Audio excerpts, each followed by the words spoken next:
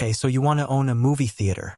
Big screens, surround sound, the smell of fresh popcorn, families lined up on opening weekend, blockbusters premiering every month. You sell the tickets, you sell the concessions, people keep coming back because everyone loves movies. Sounds like the perfect business.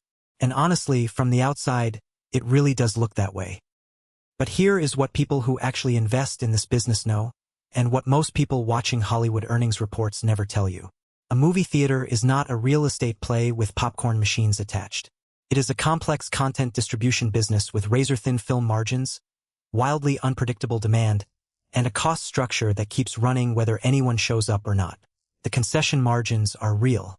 The capital requirements are real, in ways that most people never see coming. Let's start at the beginning. When people say they want to own a movie theater, they are usually picturing one of two things. Either a modern multiplex, the 12 to 16 screen stadium seating complex at the edge of a shopping center, or a small independent art house theater showing limited releases and classics to a niche audience. These are fundamentally different businesses with completely different economics. For this analysis, we are focusing on the commercial multiplex model, the format that dominates the industry and accounts for roughly 85% of all box office revenue in the United States. A typical multiplex has between 8 and 16 auditoriums. Each auditorium seats anywhere from 150 to 300 people depending on the screen size and seating configuration. The largest auditoriums, the premium large format or PLF screens showing the biggest blockbusters, might have 350 to 400 seats. The smaller ones showing limited releases or matinee screenings might have 100 to 175. Across all screens, a mid-sized 12-screen multiplex has total seating capacity of around 2,400 to 3,000 people. The entire business model is built on two revenue streams that operate in completely opposite ways. Ticket sales, high volume, low margin, heavily controlled by the film studios. And concession sales, lower volume, extraordinarily high margin, entirely controlled by the theater operator. That second stream is where the actual profit lies, and we will get to exactly why in detail. Here is something that surprises people when they first look at this industry. Movie theaters are extraordinarily vulnerable to content supply. You do not control what movies get made. You do not control when they get released. You do not control how good they are. You are entirely dependent on Hollywood studios, Disney, Warner Brothers, Universal, Paramount, Sony, and Lionsgate to produce films that people actually want to see. In a strong year with 8 to 10 major blockbusters spread across the calendar, a well-located multiplex can be extremely profitable. In a weak year with only 3 or 4 major releases and a slate of underperforming films, that same theater struggles to cover its fixed costs. The COVID-19 pandemic made this vulnerability catastrophically clear. In 2020, theaters across the United States were forced to close entirely for months. When they reopened, studios delayed nearly every major release. Box office revenue in the United States collapsed from $11.4 billion in 2019 to $2.2 billion in 2020, a drop of more than 80%. Regal Cinemas, the second-largest theater chain in the country, closed all 536 of its U.S. locations in October 2020 and did not fully reopen until spring 2021. AMC Theaters, the largest chain, came within days of bankruptcy and only survived through multiple rounds of emergency financing, equity dilutions, and meme stock retail investor support. But let's go back to the beginning. Let's say you want to build a new multiplex from scratch. The first thing you need is land. And finding the right land for a theater is harder than almost anything else in this business. You need between 5 and 10 acres depending on the size of the complex and the parking requirements. The location needs to be in or adjacent to a strong retail corridor, ideally anchored by major retailers, a shopping mall, big box stores, or a lifestyle center. Moviegoing is an impulse decision for a large percentage of customers. They are already out shopping, eating, or running errands. You need to be in the path of that existing traffic. You also need population density. A single multiplex typically draws from a radius of 5 to 10 miles depending on competition. You want at least 75,000 to 150,000 people within that radius with median household incomes above the national average. Higher income areas generate higher concession spending, which is where your profit lives. A prime piece of land in a strong suburban market, the outskirts of Nashville, Austin, Charlotte, or Raleigh, costs somewhere between $1.5 million and $4 million for 6 to 8 acres before you put a shovel in the ground. Zoning approvals for a movie theater are complex. You are building a high-traffic entertainment venue that operates until 11 p.m. or midnight most nights. Later on weekends.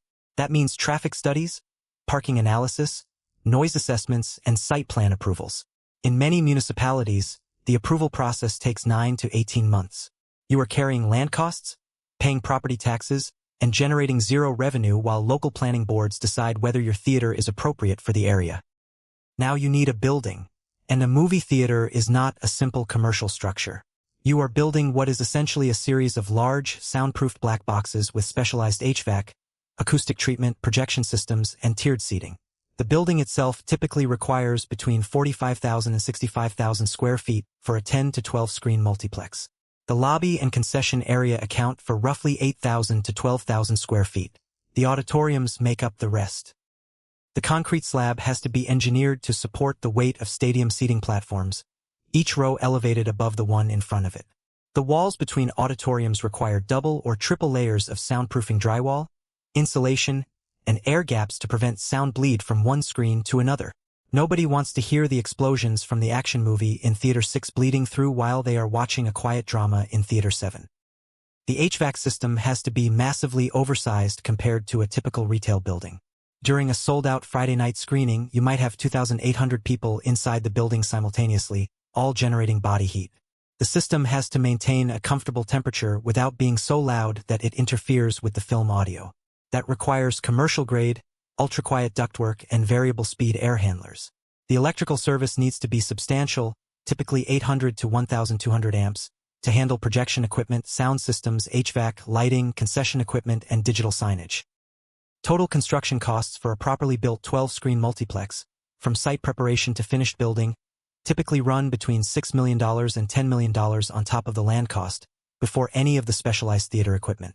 A sample project budget might allocate $2.5 million for land, $8 million for construction, and $3.5 million for equipment and furnishings, bringing the total capital requirement to roughly $14 million just to open a single location. Now comes the part most people think about when they imagine a movie theater. The screens, the projectors, the sound, the seats. In the early 2010s, the entire industry underwent a complete technology transformation. Film projection, the reels of 35mm film that had been the standard for a century, was replaced almost overnight by digital cinema projection. This shift was driven by the studios, who no longer wanted to spend $1,500 to $2,000 per print to duplicate and ship physical film reels to thousands of theaters. A commercial digital cinema projector from Barco, Christie, or Sony, the three dominant manufacturers, costs between $50,000 and $75,000 per unit for a standard auditorium. Premium large format screens showing IMAX, Dolby Cinema, or other enhanced formats require projectors that cost $150,000 to $300,000 or more. For a 12-screen theater, you are looking at roughly $650,000 to $900,000 just for the projectors. Then comes the sound system. A modern theater uses Dolby Atmos, DTS, X, or a similar immersive surround sound format with speakers mounted at the front, sides, rear, and increasingly, overhead in the ceiling. A full sound system for one auditorium, including amplifiers, processors, and 20 to 40 individual speakers, costs between $35,000 and $60,000. Across 12 screens, that is another $420,000 to $720,000. Seating has evolved dramatically. The old-school, fixed-back cloth seats have been replaced almost universally by stadium-style recliners with cup holders, often electric-powered with footrests. These premium seats improve the customer experience substantially, but they are expensive. A single electric recliner seat costs between $300 and $500. A 250-seat auditorium requires $75,000 to $125,000 just for the chairs.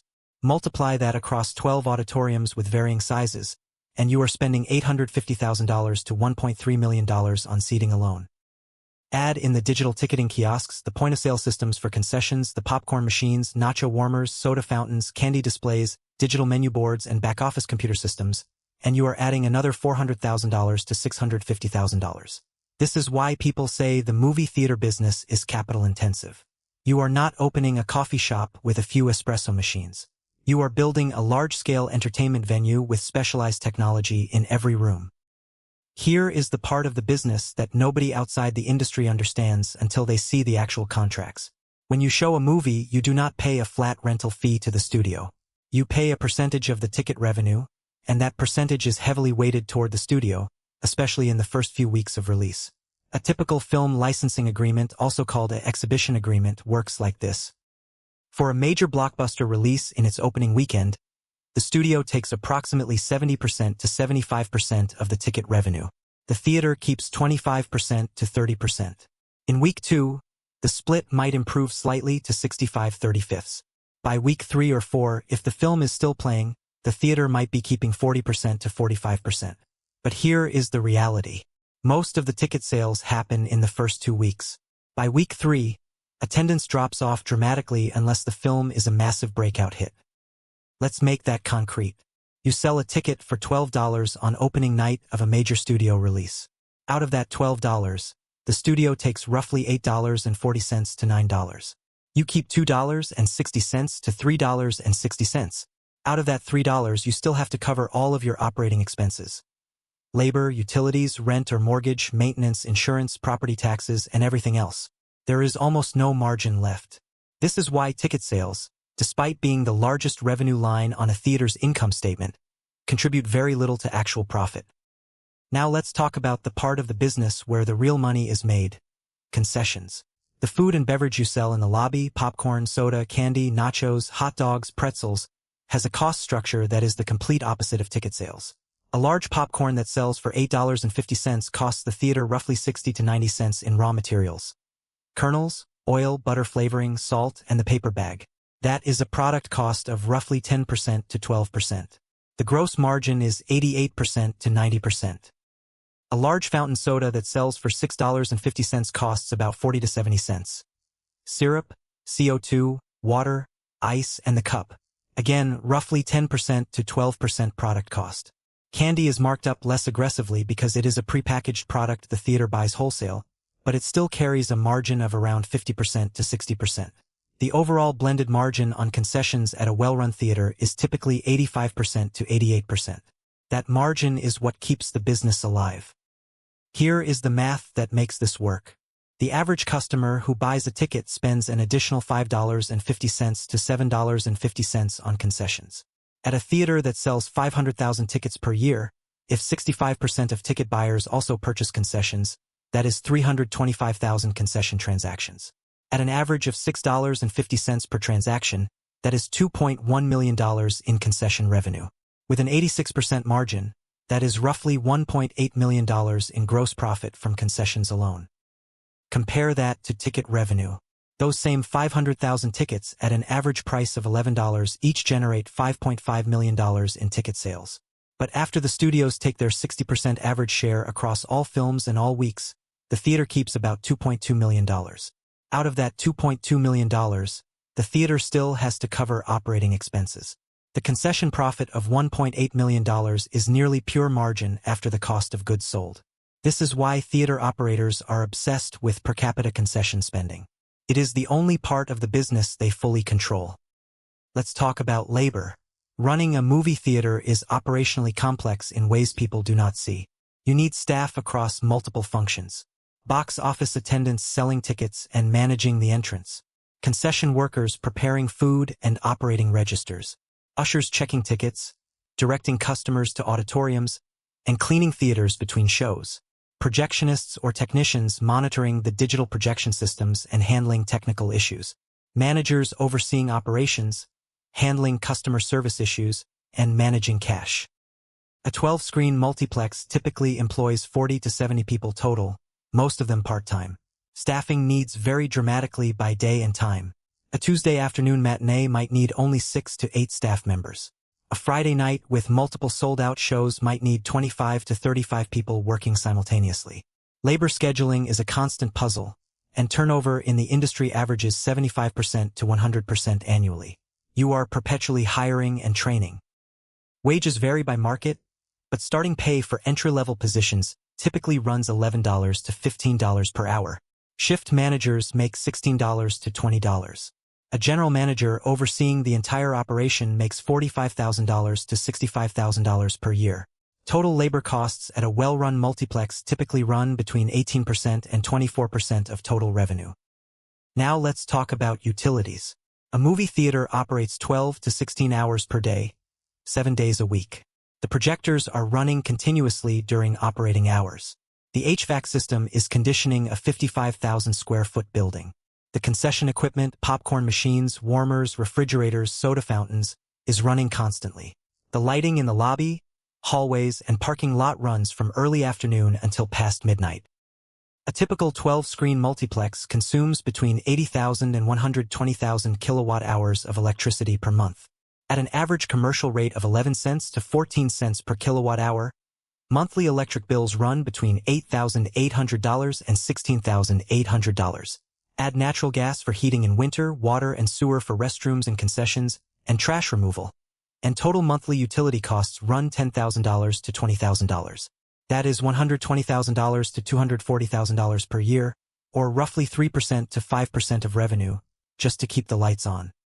Here is a category of expense that surprises first-time theater owners: film booker fees and advertising co-ops. In addition to the percentage of ticket revenue that goes directly to the studios, many theaters also participate in cooperative advertising agreements where the theater contributes funds toward local marketing of major releases. The studios provide marketing materials, trailers, posters, and digital assets, but the theater pays a share of local television, radio, or digital ad buys. These co-op fees can run $15,000 to $40,000 per year depending on the market size and the theater's participation level. Maintenance is constant and expensive. Digital projectors require regular lamp replacements. Traditional xenon lamps, still used in many systems, cost $800 to $1,200 each and last roughly 1,000 to 1,500 hours. Laser projectors, which are becoming more common, eliminate lamp replacements but cost significantly more upfront. Sound systems require recalibration. Seats get damaged and need repair or replacement. HVAC systems need filter changes, coil cleaning, and seasonal servicing. Plumbing in high-traffic restrooms fails regularly. The concession equipment is under continuous stress. Popcorn machines run 8 to 10 hours per day. Soda fountains dispense thousands of drinks per week. Warmers and refrigerators cycle constantly. Something is always breaking, and commercial kitchen repair technicians charge $125 to $200 per hour. Industry data suggests that well-run theaters spend 4% to 7% of total revenue annually on maintenance and equipment reserves. At a theater doing $4 million in annual revenue, that is $160,000 to $280,000 per year just keeping everything functional. Now let's talk about the revenue side in detail. A typical mid-sized multiplex in a strong suburban market sells somewhere between 400,000 and 600,000 tickets per year. Let's assume 500,000 tickets at an average ticket price of $11. That generates $5.5 million in annual ticket revenue. Add concession sales at $2.1 million and you have total gross revenue of approximately $7.6 million. Here is how that revenue is distributed across the year.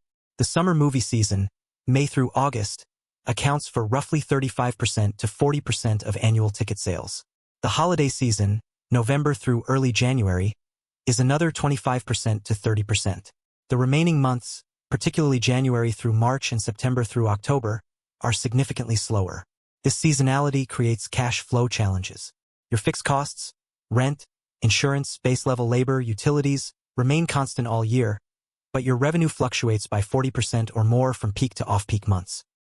Revenue also varies dramatically by day of the week.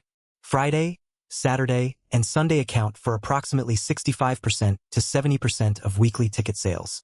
Weekday matinees, particularly Monday through Thursday afternoons, are often nearly empty. You might have auditoriums with 5 or 10 people watching a film in a 250-seat theater. You still have to staff the building, run the projection, heat or cool the space, and pay the film licensing fee, but you are generating minimal revenue. Now we subtract the reality of operating expenses. Film exhibition costs, the percentage paid to studios, typically average out to roughly 55% to 60% of ticket revenue across all films and all weeks. On $5.5 million in ticket revenue, that is $3 million to $3.3 million paid directly to the studios. Concession cost of goods sold runs about 12% to 15% of concession revenue. On $2.1 million in concession sales, that is roughly $250,000 to $315,000. Labor at 18% to 24% of total revenue. $1.37 million to $1.82 million. Utilities at 3% to 5%, $228,000 to $380,000. Rent or mortgage and property taxes. In many cases, theaters lease rather than own their buildings. A typical lease for a 55,000 square foot theater might run $18 to $28 per square foot annually, or roughly $990,000 to $1.54 million per year. If you own the building, you are paying mortgage, property taxes, and insurance, which combined might run $850,000 to $1.3 million annually. Maintenance and repairs at 4% to 7%, $304,000 to $532,000. Insurance, general liability, property, and workers' compensation, $80,000 to $140,000. Marketing and local advertising, $60,000 to $120,000. Administrative costs, accounting, legal, licensing fees, technology subscriptions, $70,000 to $110,000. When you add all of that up, a theater generating $7.6 million in annual revenue is spending somewhere between $7 million and $7.8 million on operating expenses. That leaves an operating profit margin of negative $200,000 to positive $600,000 depending on efficiency, lease terms, and how well you control costs. Let me be very clear. The theaters that survive and generate profit are the ones that maximize concession sales, operate extremely efficiently, negotiate favorable lease terms, and benefit from consistent blockbuster content. The theaters that fail are the ones that face high occupancy costs, underperform on concessions, or operate in markets where the content slate is weak for extended periods. Let's talk about the risk that almost destroyed the entire industry, streaming. The rise of Netflix, Disney+, HBO Max, Amazon Prime Video, Apple TV+, and Paramount Plus has fundamentally changed consumer behavior. In 2000, the average American went to the movies 5.4 times per year. By 2019, that number had dropped to 3.5 times per year. After the pandemic, it fell to around 2.8 times per year in 2023. More damaging than the decline in frequency is the shift in release windows.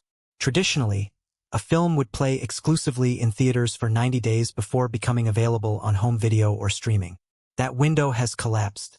Many films now go to streaming after 45 days, and some, particularly from studios with their own streaming platforms, debut simultaneously in theaters and at home. When a customer can watch a new release at home for the cost of their existing subscription, the urgency to go to a theater evaporates for all but the biggest event films. The types of films that still drive theatrical attendance are almost exclusively big-budget spectacles. Superhero films, major franchises, action blockbusters, and animated family films. Mid-budget dramas, comedies, and thrillers. The films that once filled auditoriums during the off-season have largely migrated to streaming. This has made the theatrical business far more hit-dependent and far less stable than it was 15 years ago. Here is what actually happens when you operate a movie theater week to week. You are checking advance ticket sales for upcoming releases to project staffing needs. You are ordering concession supplies, negotiating with Coca-Cola or Pepsi for fountain service contracts, managing popcorn kernel inventory. You are reviewing film booking reports, deciding which films to extend for additional weeks and which to drop because they are underperforming. You are dealing with projection failures. A server crashes 20 minutes into a sold-out show and you have 200 angry customers demanding refunds. You are managing customer complaints. Someone's seat is broken. The sound is too loud. A group of teenagers is being disruptive. You are handling employee issues. A concession worker called in sick on a Friday night and you are short-staffed during the dinner rush. You are monitoring online reviews because a single one-star review about dirty restrooms or sticky floors can drive customers to a competing theater. You are adjusting pricing and promotions to compete with nearby multiplexes and the constant temptation of staying home and streaming. You are not sitting in an office collecting passive income. You are managing a high-overhead, low-margin, operationally complex business that depends entirely on factors largely outside your control. Let's run the numbers two ways. In the best scenario, you build or acquire a well-located 12-screen multiplex in a growing suburban market with strong demographics and limited competition. You invest $14 million total, financing $10 million and putting down $4 million in equity. Your location benefits from a strong film slate with multiple blockbusters driving traffic consistently. Your theater sells 550,000 tickets per year at an average price of $11.50, generating $6.3 million in ticket revenue. Your concession per cap hits $7, generating $2.5 million in concession sales. Total revenue, $8.8 million. After film costs, concession COGS, labor, utilities, and all operating expenses at a well-managed 91% of revenue, your operating profit is approximately $790,000. After your annual debt service of $650,000, you are netting $140,000 in year 2. By year 5, as debt pays down and you optimize operations, you are clearing $280,000 annually. At that rate, you recover your initial $4 million equity investment in roughly 12 to 14 years, and from that point forward, the theater generates solid cash flow assuming the content environment remains strong. In the realistic scenario, you face 2 weak years in the first 5 because of poor film slates and extended release delays. A competing theater with recliners and premium formats opens 4 miles away in year 3, pulling 12% of your audience. Your per capita concession spending is lower than projected at $6.20 because price-sensitive customers bring their own snacks or skip concessions entirely. Your theater does $7.2 million in revenue. Operating expenses run at 96% of revenue because of higher lease costs and unexpected equipment failures. Your operating profit is $288,000. After debt service, you are netting $50,000 to $80,000 in the good years and breaking even or losing money in the weak years. Your payback timeline extends to 20-plus years, and the investment generates minimal return. The difference between those two outcomes is not the business model. Both theaters are operating the same format, showing the same films, using similar pricing. The difference is location quality, competitive timing, lease terms, content availability, and operational execution. The U.S. box office generated approximately $8.9 billion in revenue in 2023, recovering from the pandemic collapse but still well below the pre-COVID peak of $11.4 billion in 2019. The largest theater chains, AMC, Regal, and Cinemark, control roughly 50% of all screens. The remaining 50% is split among regional chains and independent operators. AMC, despite being the largest chain, has struggled with profitability for years. The company carries over $4.8 billion in debt, much of it accumulated during the pandemic. Regal's parent company, Cineworld, filed for bankruptcy in 2022 under the weight of $8.9 billion in debt. The industry consolidation and financial stress signal clearly that this is not an easy business, even at massive scale with national negotiating power. The theater owners who build sustainable businesses are those who own their real estate outright or negotiate long-term favorable leases, maximize concession revenue through excellent customer service and premium product offerings, operate in markets with strong demographics and limited direct competition, and maintain facilities obsessively to create an experience that justifies leaving home. The owners who fail are almost always those who underestimated capital requirements, overestimated attendance, underperformed on concessions, operated in oversaturated markets, or were caught by content droughts they could not survive. The movie theater business is real. The margins on concessions are extraordinary. The experience of communal viewing on a massive screen with immersive sound still has cultural and emotional power that streaming cannot fully replicate. But the business works only for those who understand that they are not really in the movie business. They are in the real estate and food service business that happens to show movies. The studios control the content. The audience controls the demand. What you control is the popcorn.